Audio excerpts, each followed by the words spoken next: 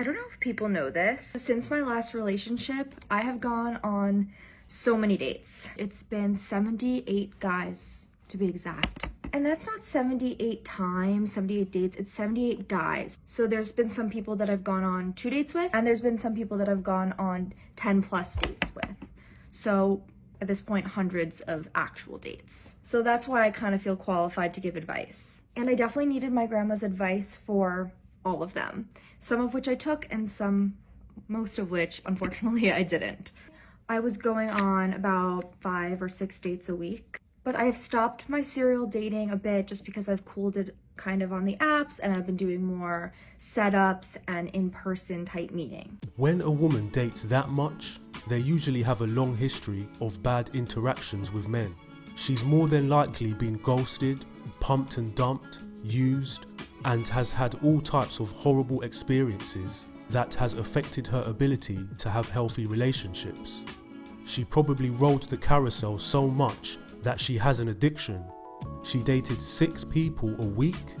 Who does that if they are not trying to fill an empty void inside of themselves? She's a whore. I was meant to go on a date this morning. It didn't go ahead. Why?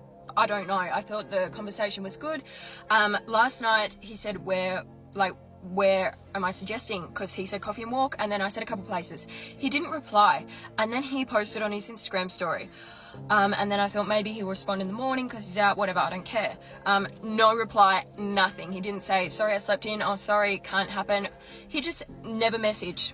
And it was meant to happen at 11 o'clock.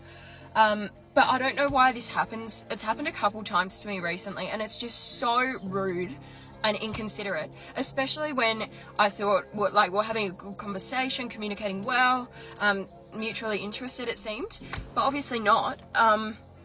Where am I finding these people? On Hinge. And they're probably on Tinder. Not that it should matter, but if you're on that and you're organising a date, why organise a date and not go through with it and just ghost someone? I guess it's ghosting. But yeah, it's so difficult. She's on Hinge swiping right on the top 1% of men, hoping to be the one to make them drop on one knee and propose. But the only thing they are dropping is her number after they ghost her. It was the only option. I was dating this guy for like 6 months, very casually. I just broke up with my ex, so I was like, okay, casual's good. He was 10 years older than me, but he had the worst case of Peter Pan syndrome that I've ever seen in my life, and I live in New York, so it was bad. And I just knew what it was, so it was fine. But one day, he sits me down and he's like, I want to pursue you as my girlfriend, like, you're perfect, like, let's really try this out. And I'm just like, okay, sure, like, why not? I fixed you. Like, I fixed this man, I did it. And I told all my friends, I was like, oh my God, he wants to date me now. Like, look what I did. I changed this Peter Pan. And that was the last time I ever spoke to him. That was the last time we ever spoke. He never, ever reached out again. And I'm just like, what do you get out of that conversation? Like, I was perfectly fine, and I truly was indifferent until you brought it up. Like, I don't know. I just don't get it. Please, somebody explain. So apparently she fixed him because he wanted to take her seriously for a relationship. And according to her, Peter Pan syndrome is when a man doesn't want to commit to a woman. What a pathetic tactic to shame men to get them to commit. They're desperate. Has anybody ever turned up for a date, seen you and then ran away? Chatting in salon today, and one of the girls mentioned she's been to Tampopo. I said I can't talk about Tampopo because I find it traumatic. Once, back in the day, I went there with this guy that I'd met on a dating app, and as soon as we walk into the traffic centre, he's like acting kind of weird. He's like, is there a toilet nearby? Can I go? And I said, well, you can, of course. I said, but it's just up here we're going, it's 2 minutes, if you can wait. You're thinking, odd.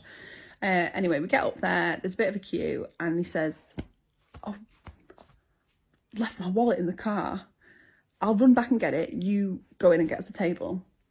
And I thought, bless him, he's running really fast. So I go in and get a table and sit down and get a drink. And about 10 minutes go by before I think, I'll just send him a message, see what's going on. Blocked. Has anybody ever turned up for a date, seen you and then ran away? Because that's what happened. And clearly the whole toilet thing was just a ploy to try and get away from me sooner. He probably ran away because she was using the most deceitful filters known to humankind.